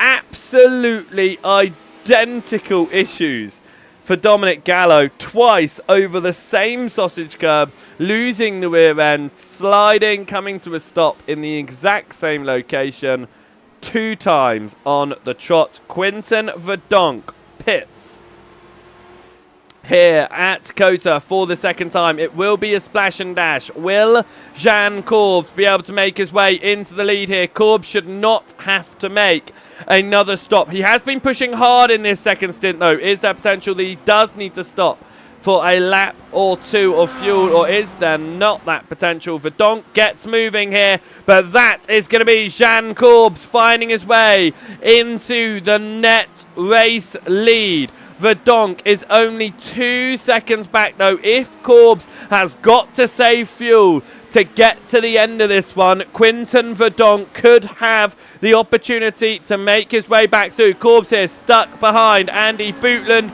Will lose a little bit of time, about half a second there, stuck behind Bootland, but now Verdonk is going to be behind Bootland, but does get through a lot quicker there in their fight for second position. That net lead. We wait for Justin Stanek here to come down pit lane. Stanek all over the rear end of Marquez Ramos in the number 36 machine. Has to wait through the corner until the exit to make his way past. But he does get all the way around the outside, and Justin Stanek moves in. Moves past Mauricio Marquez Ramos. We should see the number 5 machine down pit lane this time around. We saw a very quick pit stop in the first round of askings, gaining about 3 seconds, not just to those behind, but those ahead as well. Stanek went 1 lap further in the first stint. It looks like he's going to go 2 laps further in this stint and go for 22 laps in the stint once more as we go on to lap number 44 here for Justin Stanek through turn number 1. Verdonk losing a little bit of time here to Jan Corbs on this out lap for Verdonk. Remember, he has just come out of pit lane. It's the Splash and Dash, same set of tyres he has been racing on all race long, but for Verdonk right now, he's just not able to catch back up towards Jean Corbs, who has been out of the race fight all race long. He's gone for strategy over actual race battles, which is very endurance, very much for what endurance is all about, isn't it? It's not about the on-track fights, it's about the strategy calls that are made, and for Jean Corbs, it's a strategy call to make this 2-stop race into a 1-stop by just going slower in that first stint of the race, making saving enough fuel to make it a 1-stop potential. Justin Stanek went 1 lap longer in the first stint. Is he going to do the same here in this stint and go for a 22-lap stint like he did in the first one of asking, and therefore coming into the pits 2 laps after Quinten Verdonk? We come up towards the end of the lap here, and with 12 minutes left on the board, 8 laps left.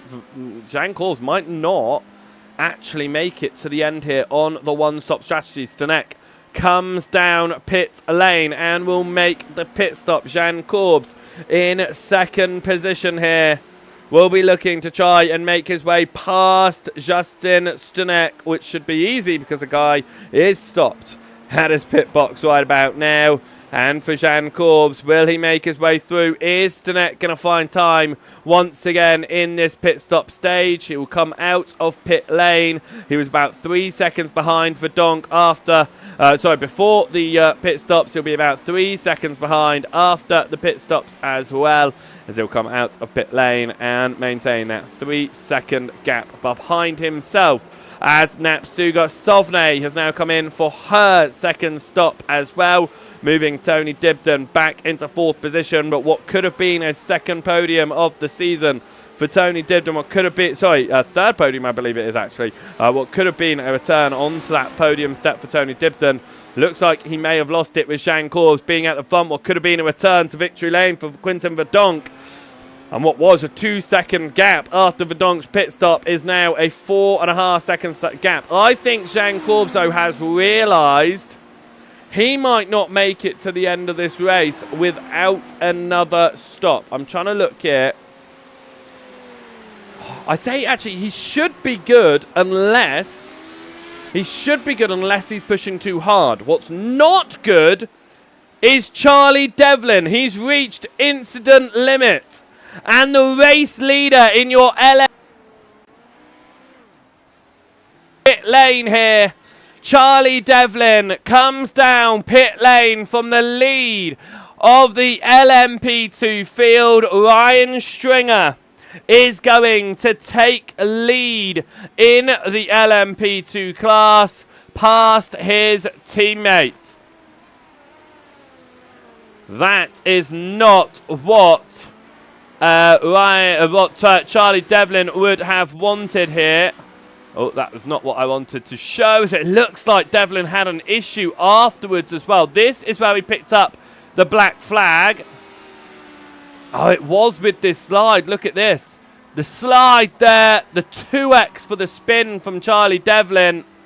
That is what picked up the penalty. Charlie Devlin spinning the car, getting the penalty. It's a double whammy for Charlie Devlin. It moves his teammate Ryan Stringer back into the lead of your LMP2 field.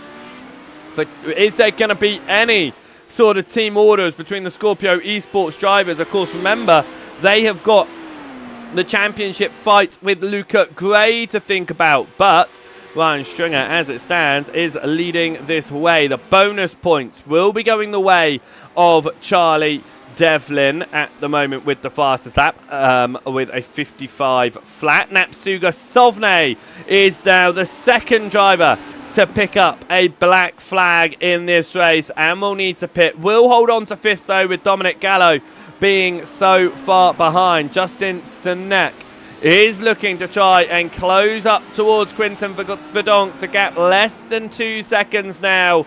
Stanek could find his way past Verdonk and into second. Are we going to see Jean Corbs down pit lane? Because he has been pushing so much harder on this second stint than he did on the first stint of asking, is he going to be able to go the same amount of laps? And that being said, my prediction has increased from 52 laps to 53 laps. And if that is the case, if that is what we're going to see out there, Jean Corbs is going to be a lap short, I believe, on fuel. Now, he is the race leader, so he could back it up a little bit if they're about 10 seconds away.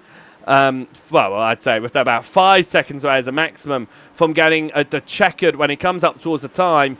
Can he back out of it and take the checkered flag? I'm sure he'll be trying if that's the opportunity that opens itself up. Opportunities could open themselves up for Stanek here, as that was Ryan Stringer that held up Verdonk through the middle part of the course, and it has now put Justin Stanek onto the rear end of Quinton Verdonk here. Less than 8 minutes on the board as we come up towards the end of the main straight. Jean Corbs ahead of Quinton Verdonk, Justin Stanek in third position, Tony Dibden in fourth place in this LMP1 field. Mauricio Marquez Ramos has had an issue, and we will go and have a quick look at what happened to Marquez Ramos here.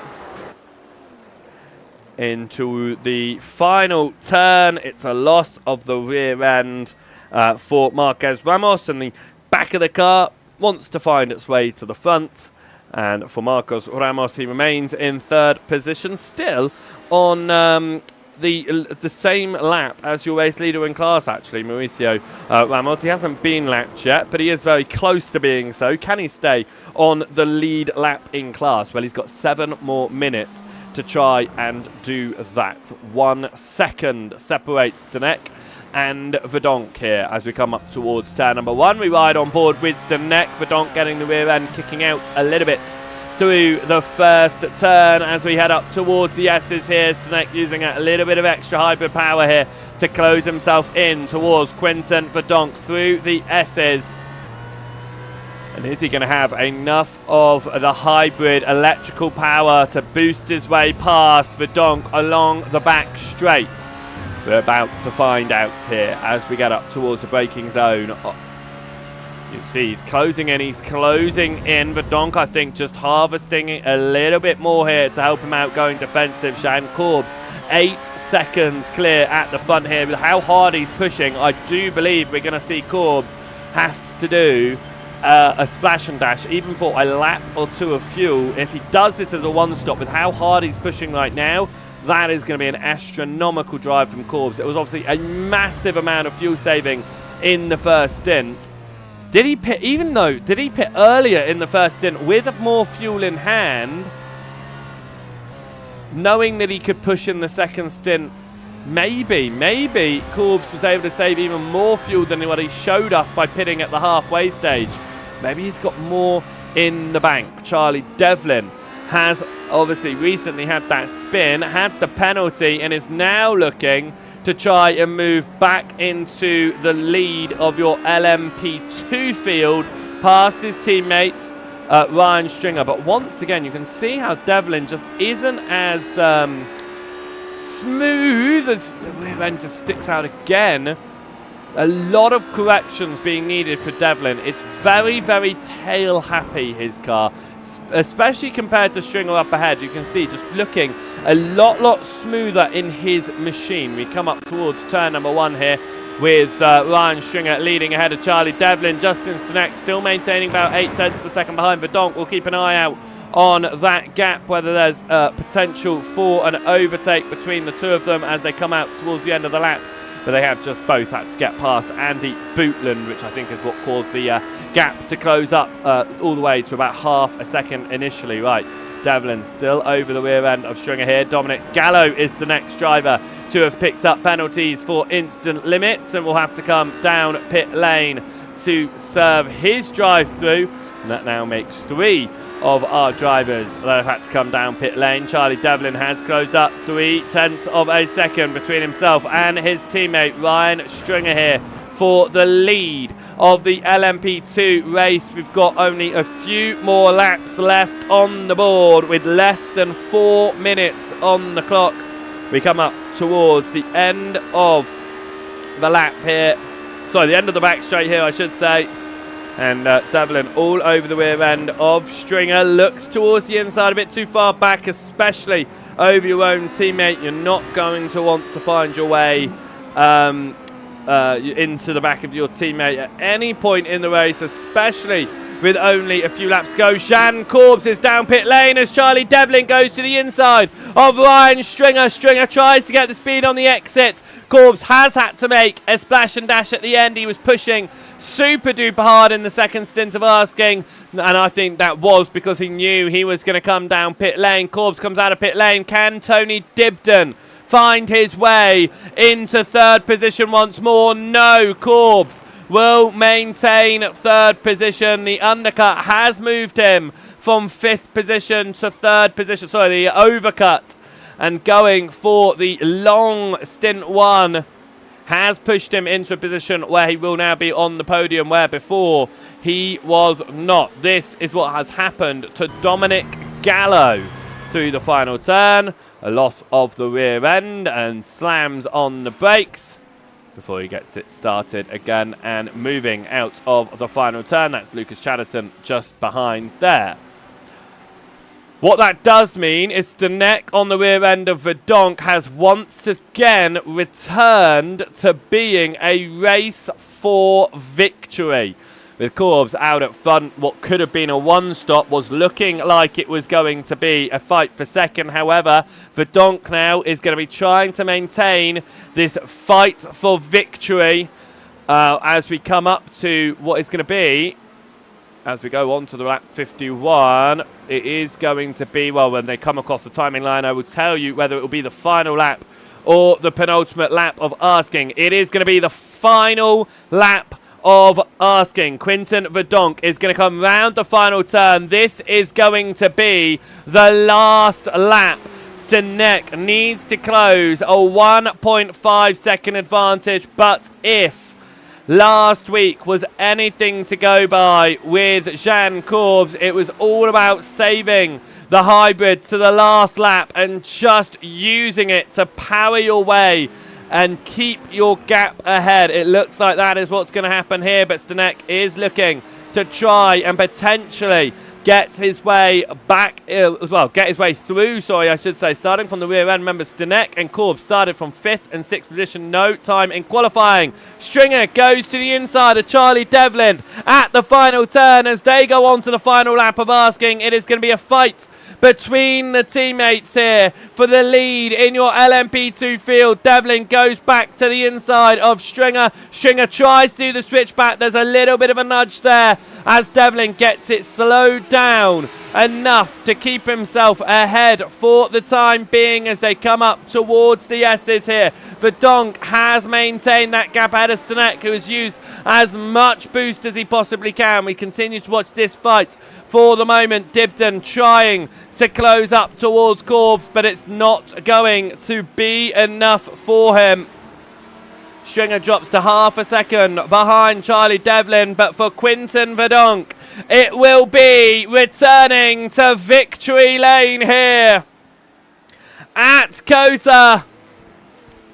Quinton Verdonk comes through the final turn, takes victory in your LMP1 field. Justin Stanek comes home behind, and after trying for a one-stop, Corbs just a couple of laps short will come home with a great result of 3rd position ahead of Tony Dibden. Napsuga Sovne will come home in 4th in class, but this is Charlie Devlin getting past Andy Bootland in your GTE field and needs to make his way past Clausen as well. No, past Marcos Ramos, looking to try and get on the outside. Stringer is going to try and take full advantage of the GTE machines, but unless Devlin loses the rear end of the car here, Charlie Devlin is going to come around the penultimate turn here on the final lap of asking, and Charlie Devlin will take victory yet again in the LMP2 field. It will be Ryan Stringer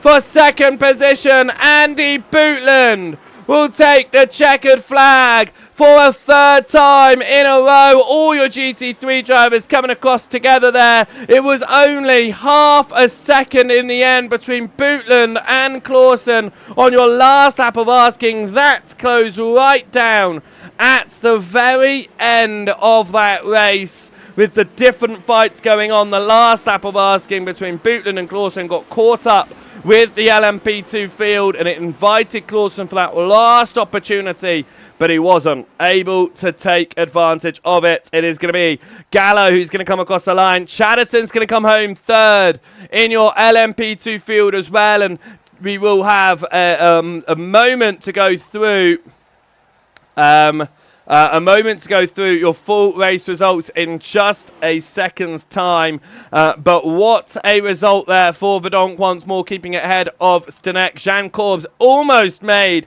that alternate strategy work, but it wasn't to be. And he will pick up a drop week, I believe that this will be.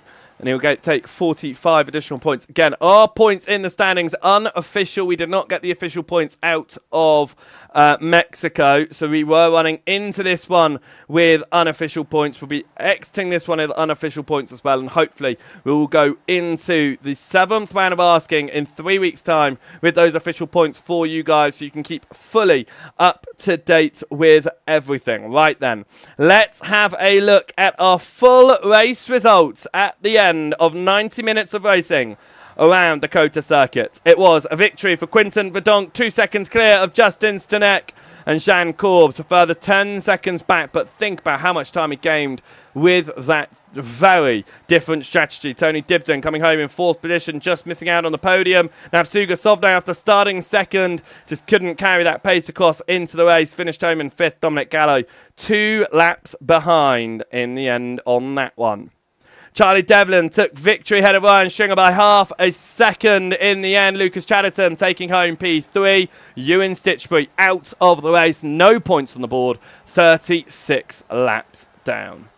And in your GTE field, Andy Bootland won that one again by half a second. Mauricio Marquez Ramos coming home a lap down in the end of that one in P number 3. And how does each of those affect the championship? Well, unofficially, Jan Korbs now leads the championship with 240 points over Justin Stanek. Julian Metzner down in 3rd position ahead of Tony Dibden. Only a couple of points separate them. Quinton Verdonk in 5th position right now. Then it is Napsuga Sovne, 4 points clear of Dominic Gallo before we get to our drivers that have not competed in quite some time.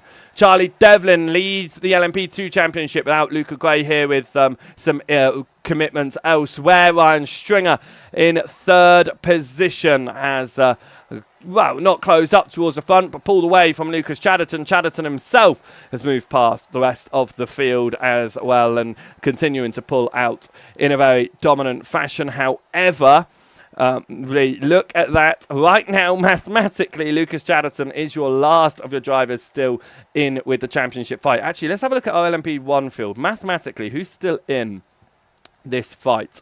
110 points on the board. We dropped back to 130 points. So Napsuga Sovne right on the edge, but technically still in a championship fight right now. Dominic Gallo, your first of your drivers out of a championship fight in your LMP1 field. And finally, your GTE field. Andy Bootland, 245 points on the board. Had Mauricio Ramos, 164 and 113 for Thomas Clausen. Again, 110 points on the board would drop you back to 135, which means Marquez, Mauricio Ramos and Bootland are your only 2 drivers who could officially win the championship in this one. But I do think that in 3 weeks' time, the next time we head out onto the circuit, Bootland is going to take your GTE championship. Right then, at the end of all of that, I think it is time to have a word with one of our drivers coming out of the first race of the day. First race of the day, what am I saying? Coming out of the race here of the day around COTA. And then we will go and have a look at how this race was for the man who finished 2nd in the end in the LMP2 field, but out of it all, it was an absolutely fantastic race and fight there for Ryan Stringer. He just missed out on class victory against his teammate Charlie Devlin, but I have to say, Ryan, you put on an absolute heck of a show here in the broadcasting booth. Yeah, it was. Charlie had a lot of damage in the first half. I had some issues. Got sent around a couple of times. Called back up and then I pitted early, hoping that I could get away from him. Then didn't end up catching him. So it was a bit of a long shot for me. Wow, you had a proper fight throughout that one there. You say it was a long shot. I didn't know from the commentary booth here whether you were taking a bit easy with it being Devlin, your teammate of yours. However, you really did take that fight. And it did open up, you're right, but at the very end it came back together again. You got involved. There was a couple of GTEs that made things interesting. Wasn't quite to be. Strong result in 2nd though, but moving in towards the final 2 races. We take a few weeks off, of course, but once we go into those final 2, are you still going to take your fight towards Charlie, or are you going to start helping him out in the championship? What are your thoughts there? I mean, at the end of the day, we're both battling for the title. You don't ever see teams working together unless it's you're fighting someone quite contently. And I think with the drop round being taken into account, I'm going to be into P2 in the championship now with Luca not appearing tonight. So it's I think with the next 2 rounds to go, if we're going to go P1, P2. It's going to be pretty all said and done for the championship, and I think even with the teams championship, I think we've sort of nearly nailed that perfectly as well. So we go into the final 2 rounds of asking them. We'll be fighting it out as we're already entering the final few rounds. Out of the final 2 races, is there a particular circuit that you're thinking that's the one that I am going to be able to take the victory ahead of somebody else? Not really. I'm kind of on the back foot. And I've been on the back foot for a while with the equipment that I've got. So obviously, I'm very much lacking with a G29. So I don't have much force feedback. I don't have the equipment to actually feel what the car's doing, and it's such a difficult car that you will end up locking up without even realizing you're locking up, which is the biggest issue that I have going into this race compared to Luca and Charlie. They're on decent bit of equipment that they know what the car's doing at all times. I don't. So yeah, it's going to be interesting going into Fuji and Daytona. I'm not too sure how the car's going to handle Daytona with the bus stop, but yeah, it should be an interesting end to the season. Right, we look forward to seeing how it's going to go out there. Again, as you say, the Scorpio Esports team have been doing a great run, yourself and Charlie, through this season. Well done on a peak number 2, even if it wasn't quite that victory here. And we look forward to seeing what you can do in the final 2 rounds. Thank you very much. Ryan Stringer there, coming home in second in class, and we'll talk to the driver who came second in class in the LMP1 field as well. And just like we saw in the LMP2 field, it was a fight all the way to the end, but you had to work your way from the back of the LMP1 field. Before we talk about the race itself, is there a particular reason, Justin, you didn't get out there and put a lap in qualifying? Yeah, we saw 20x and no fast repair, and we thought maybe it's going to be the safer option to start from the back. Maybe we shouldn't have done that. Well, I mean, you showed some really good pace out there, even with starting from the back. You say, yep, it was no fast pair. It was very difficult to keep for some of the drivers within the track limits throughout that race. We saw it affect the lead in the LMP2 class. However, you did close up to Quinten Verdonk. Jean Corbs almost got the one-stop strategy working, but it wasn't quite to be. Was there at any point that you thought that you weren't even going to be able to get into second in that race, seeing Corbs still up towards the end of that? The first stint, I thought Corbs was going to make it to one stop and overtook us all. But then he dropped off, or just the gap got bigger, and then I thought, okay. And I was obviously with him in a voice call, so we talked a bit. So I knew I had the chance to win the race, and then I gone full push mode. It just wasn't quite to be towards the end of that one. That gap between yourself and Verdonk, of course, it was less than a second coming up towards the last lap, but it looked like he just saved enough of his hybrid power to push on the final lap of asking. I know it must be frustrating to not take the win, but how do you feel about getting second position? It's still a really strong result with such a competitive field of drivers at the front. Yeah, that's strong. That's a good result in the book. I'm happy with that. And with that, we've got 2 more rounds left to go. Do you think you can find your way just that one step further in either of the upcoming races? Is there a circuit in the final 2 that you think that's going to be my best opportunity? I think it all depends on Jan, how he's doing, because he's clearly better than I am. And if he makes a mistake, I can maybe get a win. But if he drives a clean race, I cannot beat him. Right, look forward to seeing what you can do in future races. It wasn't quite to be with the choice to start in pit lane. Well, sorry, the back of the grid on that one. Work your way through. It was second place in the end, though. Still a very strong result. A lot of points on the board. Congratulations. Yeah, thank you. Justin Steck there, coming home second in the LMP1 field. And that, my friends, is going to be the end of our broadcast here at the wonderful COTA circuit, as we will finish our 90 minutes of racing action around the Texas circuits. It's been great racing as always. We'll return once again for round number 7 in 3 weeks' time. We have 2 weeks off between now and the next time we race, so get your popcorn ready for 3 weeks' time, because Fuji Speedway is going to be a very tight circuit to make our way around. And of course, it all ends on the 16th of May, Daytona Speedway. Until then, though, here at Aztec Racing, we hope you have a fantastic few weeks before we see you again. Jason Fight Broadcasting, we'll see you tomorrow. Thank you so much for watching, and goodbye.